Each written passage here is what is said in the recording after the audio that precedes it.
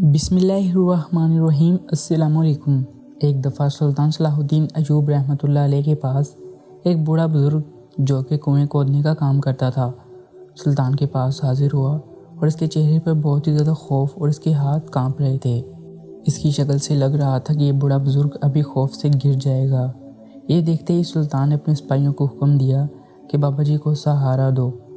3 सिपाहियों ने बूढ़े बुज़ुर्ग को सहारा दिया और सुल्तान सलाहुद्दीन अय्यूबी के सामने लाकर खड़ा कर दिया।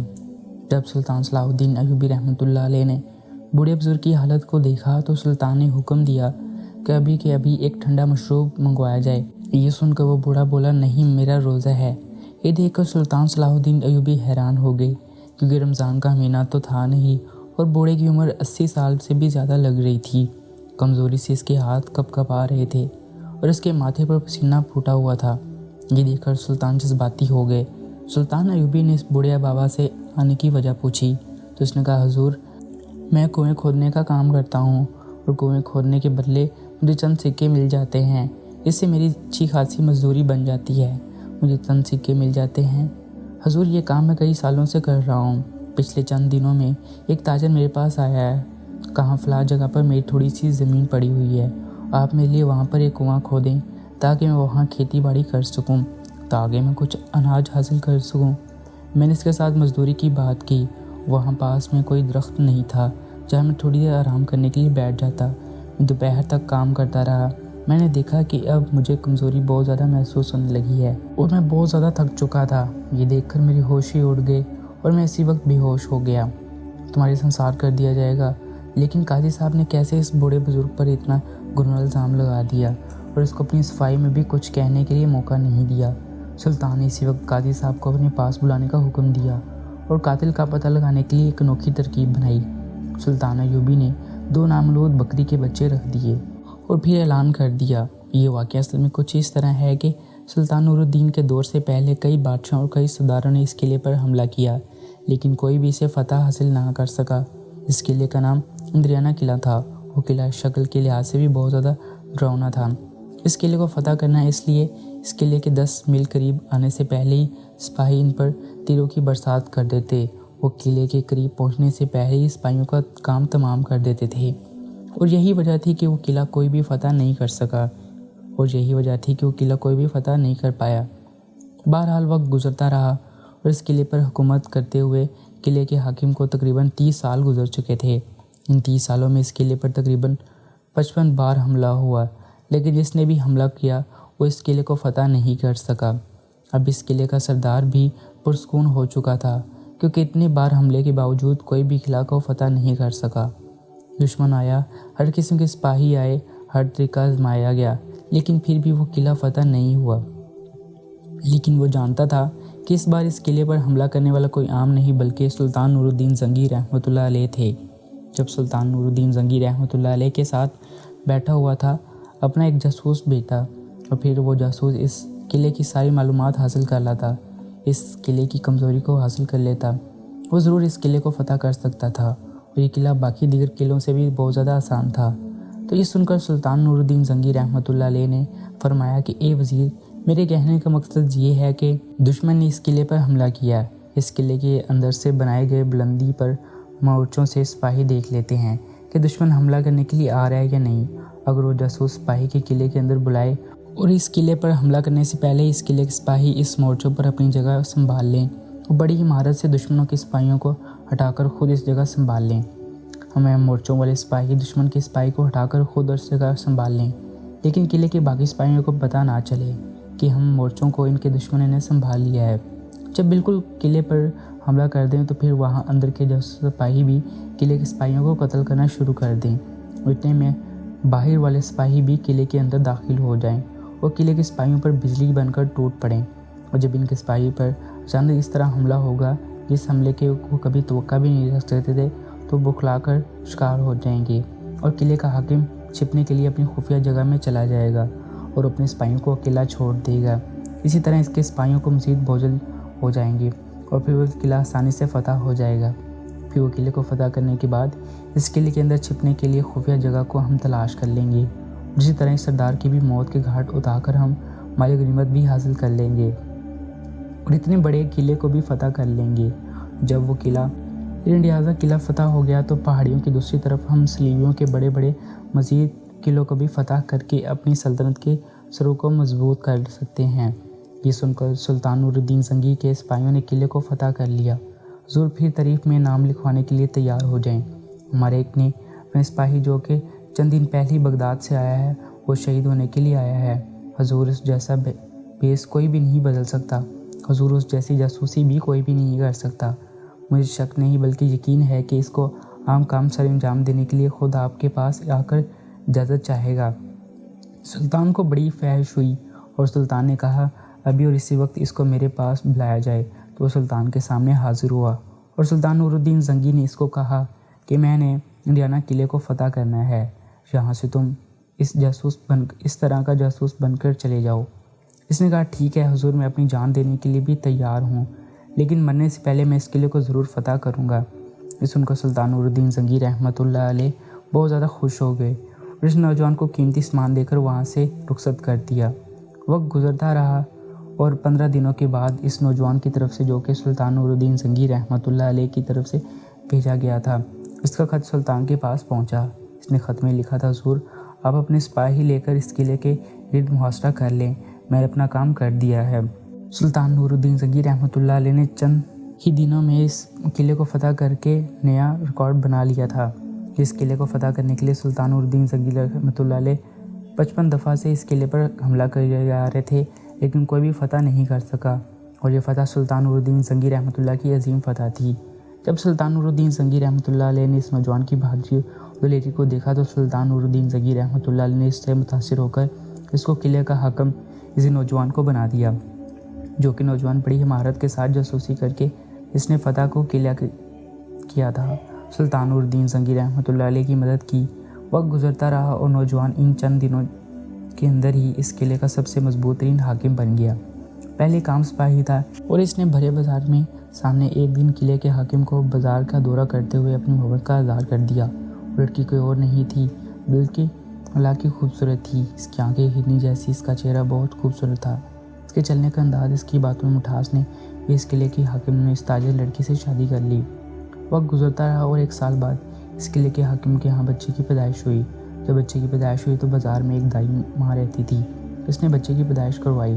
جب بچے کی پیدائش ہوئی تو اس نے دیکھا کہ خوبصورت لڑکی، اور لڑکی بھی بے انتہا غضب کی خوبصورت تھی۔ دائی ماں کے دل میں نہ چاہا گیا اور اس نے کہا کہ اگر میں اس لڑکی کی جگہ کوئی اور بچہ رکھ دوں، جب یہ لڑکی جوان ہوگی تو پھر یہ لڑکی ہزاروں سونے کے سکوں کے وزن منڈی میں بک جائے گی، کیونکہ یہ اتنی خوبصورت اور حسین و جمیل ہے کہ اس کو کوئی بھی بادشاہ نہیں چھوڑے گا۔ جب قلعے کے حاکم نے سنا کہ اس کے ہاں لڑکے کی پیدائش قدرت کو یہی منظور تھا، اس وقت گزرتا رہا اور وقت گزرتے گزرتے تقریباً 18 سال گزر گئے۔ اب سلطان کی مصر کے اوپر حکومت تھی۔ اس دائی ماں کا وہ پہلا شکار نہیں تھا، بلکہ اس سے پہلے بھی وہ جوانی سے لے کر اب تک اس کا پیشہ سنبھالتے رہی اور خوبصورت لڑکیاں کو چرا لیتی۔ جیسے ہی وہ بالغ بن کے ٹہلتی تو وہ ان کے آگے پیچھے بھی تھی۔ اسی طرح کرتے کرتے اس سے پہلے بھی کئی لڑکیوں کو بیچ چکی تھی، لیکن اس سے پہلے اس نے جس سے بھی لڑکی کو بیچتی تھی اس کی عمر یا تو 10 سے 12 سال تھی یا اس سے زیادہ 14 سال تھی، لیکن اس بار اس نے قلعے کے حاکم کی بیٹی کو 18 سال تک بھی نہیں بیچا، کیونکہ وہ جانتی تھی کہ جب یہ نوجوان ہو جائے گی تو یہ دگنی قیمت پر فروخت ہوگی، اس سے میرے بڑھاپے کا سہارا بن جائے گا۔ اس گوڑی دائی کو اپنا آخری سہارا وہی لڑکی تھی، کیونکہ وہ جانتی تھی کہ اس کو بیچ کر میں بہت بڑی رقم کماؤں گی، لیکن اس لڑکی کو نہیں پتہ تھا کہ یہ دائی ماں میری اصل ماں نہیں ہے۔ جب میں جوان ہو جاؤں گی تو مجھے کسی کا نہ کسی بیپار کے ہاتھوں باہری قیمت میں بیچ دے گی، اور پھر میرے آگے قسمت کہاں لکھی ہے۔ لڑکی نہیں جانتی تھی کہ حاکم گھر میں پرورش پانے والی لڑکی ساری زندگی ایک دائی ماں کے ہاتھوں غربت کی زندگی گزار رہی تھی۔ کوئی نہ کوئی بیپاری دیکھ کر اس پر عاشق ہو جائے گا، اس کو خریدنے کے لیے تیار ہو جائے گا۔ جیسے وہ دائی ماں بازار میں پہنچی تو بازار میں داخل ہوتے اس لڑکی پر ہزاروں تاجروں کی نظر پڑے گی۔ پورے بازار کے تاجر وہیں اکٹھے ہو گئے۔ اس پری نما شہزادی کو دیکھ کر ہر تاجر کی آنکھیں پھٹی کی پھٹی رہ گئیں، کیونکہ وہ نام کی تو ایک دائی کے ہاتھوں پلنے والی لڑکی تھی، لیکن شکل سے وہ کسی شہزادی سے کم نہیں تھی۔ کیونکہ تاجر کہتا اتنے میں میرے پاس فروخت کر دو، تو کوئی کہتا اتنے میں میرے فروخت کر دو۔ بازار کے اندر ہلچل مچی ہوئی تھی اور ہر تاجر اپنی اوقات کے مطابق اس کو بولی لگا رہا تھا۔ اتنے میں ایک تاجر جس کی عمر تقریباً 30 سال ہو گئی تھی، اس نے ابھی تک کوئی شادی بھی نہیں کی تھی، وہ یہ سارا منظر دیکھ بیٹھا تھا۔ وہ لڑکی کے چہرے سے دیکھ رہا تھا کہ اس کو کچھ نہیں پتا آگے اس کے ساتھ کیا ہونے والا ہے۔ وہ تو جم کو دیکھ کر بہت زیادہ گھبرا رہی تھی، لیکن ابھی تک اس لڑکی کو حقیقت کا پتہ نہیں چلا تھا کہ پھر میرے ساتھ کیا ہونے والا ہے۔ لیکن وہ تاجر جانتا تھا کہ یہ پیشہ تو دائی ماں کا پرانا ہے۔ اس لڑکیوں کی عزت کے ساتھ کھلا ساری زندگی میں اپنے پیسے کو حرام میں استعمال کیا ہے، کبھی کسی غریب کی مدد نہیں کی، کسی بھی یتیم پر ایک سکہ بھی خرچ نہیں کیا، ساری زندگی میں تو خاتونوں میں اپنی دولت لوٹاتی رہی ہے۔ اس لڑکی کو خرید کر اس کی زندگی سنوار لوں گی۔ سارے تاجروں کے سامنے جم کاٹتا ہوا اس دائی ماں کی بیٹی یعنی اس قلعے میں اس کے حاکم کی بیٹی تھی۔ اس نے کہا، امی جان آپ یہ کیا کر رہی ہیں؟ اب یہ سب باتیں کیوں کر رہی ہیں؟ کیا آپ ایسی کیسی چیز کو بیٹھنے کی باتیں کر رہی ہیں جس جگہ پیدائش کے وقت چرا لیا ہوگا، اور یہ تمہاری پرورش 18 سالوں سے صرف مٹی میں بیچنے کے لیے کر رہی تھی، اور اب جب تم نوجوان ہو چکی ہو تو یہ جس طرح تم پر خرچ کر چکی ہے اس سے گنا زیادہ حاصل کرنے کے لیے تمہیں اس بازار میں لائی ہے، کیونکہ اس بازار میں زیادہ تر لڑکیوں کی خاطر دینے کے لیے تیار ہو جاتے ہیں، اور جتنی خوبصورت ہو تمہاری خاطر تو کوئی بھی پوری جائیداد بھی دینے کے لیے تیار ہو جائے گا۔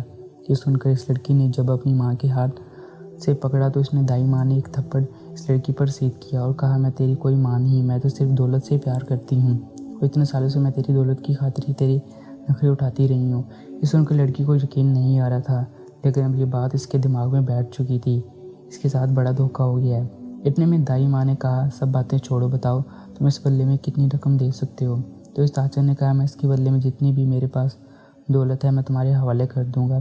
میرے پاس ایک گھوڑے کا استبل ہے، اس میں 50 گھوڑے ہیں، بکریوں کا ایک ریوڑ ہے، اس میں اتنا بڑا کاروبار ہے، میں سب تیرے حوالے کر دوں گا، لیکن لڑکی تو میرے حوالے کر دو۔ یہ سن کر اس دائی ماں نے کہا، یہ تیری بڑی رقم تو میرے حوالے کر دو۔ باہر جاتے ہی اس نے ساری حقیقت کے بارے میں اس کو بتایا، اس سے پہلے میں نے کئی لڑکیاں خریدی اور ان کو آگے استعمال کر کے بیچ دیا، میں نے صرف اور صرف تمہیں خریدا ہے، میں نے تمہیں اپنی اصلی ماں باپ کے پاس بھیجنا چاہتا ہوں، میں نے اپنی زندگی میں جتنے گناہ کیے ہیں ان کا ازالہ کر سکوں، تمہیں پریشان ہونے کی ضرورت نہیں ہے، تم میری چھوٹی بہن کی جگہ ہو، میں تیرے باپ کے بارے میں پتہ لگا کر تمہیں ضرور اپنے ماں باپ کی اصلی جگہ پر بھیج دوں گا۔ تیری یہ سن کر وہ لڑکی پریشانی کے ساتھ ایک کونے میں بیٹھ گئی اور کہا، اس بات کا پتہ لگانا بڑا مشکل ہے کہ میرے اصلی ماں باپ کہاں رہتے ہیں، کیا وہ زندہ ہے یا اس دنیا سے چلے گئے؟ تو اس نے کہا، تمہیں تھوڑا انتظار کرنا ہوگا، میں ایک تاجر ہوں، میں اس زمین کا ہر کونا کونا چھان ماروں گا، میں ضرور تمہارے ماں باپ کو تلاش کر لوں گا، لیکن اتنا جانتا ہوں تیرے پاس وہ حسن ہے جتنا تیرے خوبصورتی ہے تو کسی بادشاہ کسی حاکم کی بیٹی ہوگی، اس بات کا پتہ ضرور لگا لوں گا۔ تو اس تاجر نے دیکھا کہ ایک نوجوان لڑکا گھوڑے پر گھوڑ سواری کر رہا تھا، اس کے ساتھ کوئی سپاہی بھی تھی۔ جب اس تاجر نے جو کہ غربت کے ہاتھوں لکڑہارا بن چکا تھا، اس نے گھوڑ سواری کرتے ہوئے لڑکی کو دیکھا تو اس نے اس کے سپاہیوں سے پوچھا، یہ کون ہے؟ اتنے میں ایک سپاہی بولا، یہ فلاں کن کا بیٹا ہے۔ تو دیکھ کر اس تاجر نے کہا، مجھے تو لگتا ہے کہ جس کا گھوڑا سوار کرنا نہیں آتا وہ قلعے دار کا بیٹا کیسے ہو سکتا ہے؟ تو اتنے میں اس سپاہی نے کہا، اے بھائی یہ بات میری سمجھ میں نہیں آتا، گھڑی سوار کرنا نہیں آتا تو وہ قلعے دار کا بیٹا کیسے ہو سکتا ہے؟ اتنے میں اسی سوچ کے ساتھ درخت کے نیچے بیٹھ گیا، تو اسے خیال آیا کہ ایسا نہیں کہ وہ لڑکی اس قلعے دار کی بیٹی اور دائی ماں نے اس جگہ کوئی اور لڑکی کو رکھ دیا ہے، اگر ایسا ہوا تو اس حاکم کے پاس پہنچنا کوئی مشکل کام نہیں۔ اس سپاہی کے پاس گیا اور کہا، اے بھائی تم میری تھوڑی سی مدد کر سکتے ہو؟ اس نے کہا، ہاں میں تمہاری مدد کر سکتا ہوں، بتاؤ کیا پوچھنا چاہتے ہو؟ تو تاجر نے کہا کہ جب قلعے دار کی بیٹی کی پیدائش ہوئی تھی کیا تمہیں پتہ ہے کہ کس دائی ماں نے کی تھی؟ اسے تاجر نے وہ لڑکی خریدی تھی۔ یہ سن کر وہ لڑکی بڑی خوش ہوگی، اس کو یقین نہیں آ رہا تھا کہ میں حاکم کی بیٹی ہوں، اپنے ساتھ لے آؤں۔